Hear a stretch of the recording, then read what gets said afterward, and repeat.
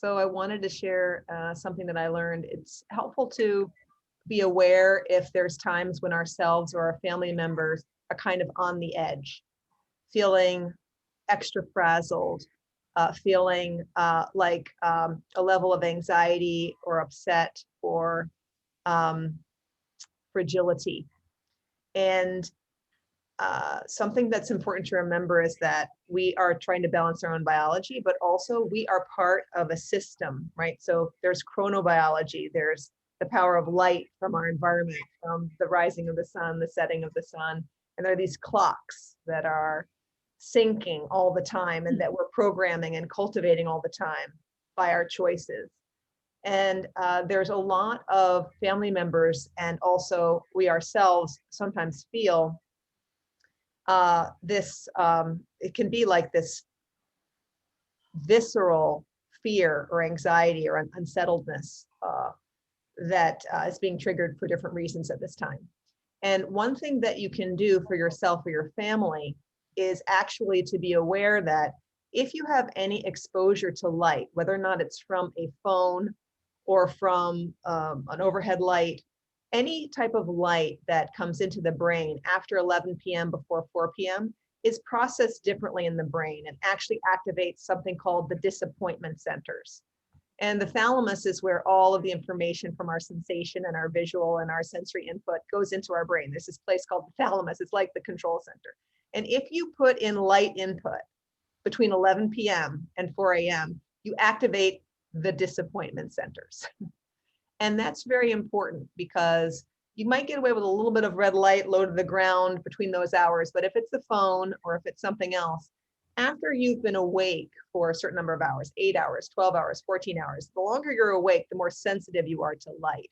And if you are looking at your phone or you're up past 11 or you're up past midnight and you're even just on the light controlled, the phone isn't even giving you a strong input, that is activating your brain in a very unhealthy way.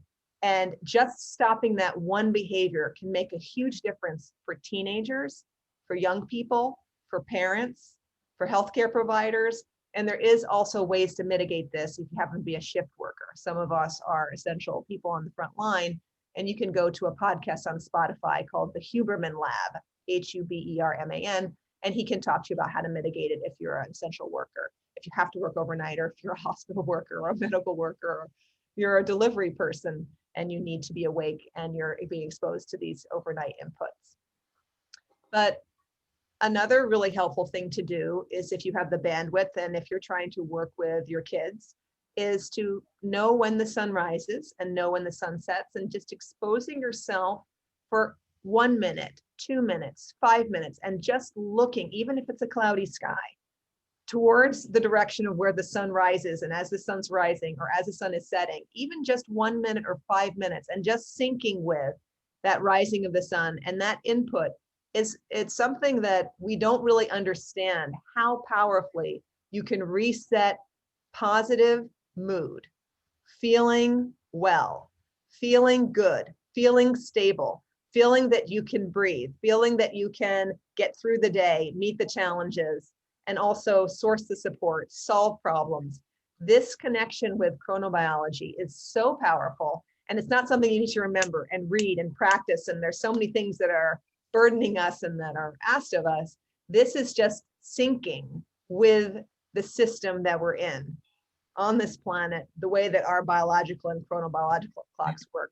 And I think it probably takes about 3 days. You just watch a little bit of the sunrise, a little bit of the sunset, and you don't look at light between 11 and 4 and watch the difference. And I think these are doable things, especially when we're working with family members who don't necessarily take advice or don't necessarily do what we think is helpful for them, and we don't feel a sense of control. When young people are going through a lot developmentally, and they also need to have a sense of stability and feeling well, so they make good decisions for themselves and make healthy decisions for themselves, and also don't harm themselves and make the right choices for the long term at this time. So I hope that helps. Georgia? Thank you.